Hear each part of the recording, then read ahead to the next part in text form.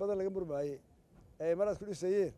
ee la lahaa waa ciidan iyo ciidankan muxuu yahay laga qorayaa ciidankii waan ka wareejiyay waa shibil maanta wuxuu noqonayaa habka ugu weyn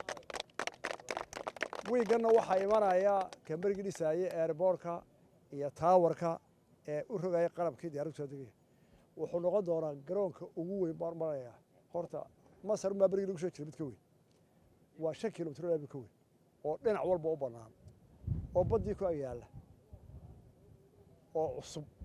marka qalabkiisa lagu daro waxaanu ku talagelaynaa inuu noqdo garoon dekeda ka shaqo badan oo diyaaradaha caalamka u waaweyn ka qaadaan alaabta una gudbiyaan dalalka xiran ka dheereeya tareenka ka dheereeya baabuurta haddii la yidhaahdo marka cirkii waa looga imanayaa baddii waa looga imanayaa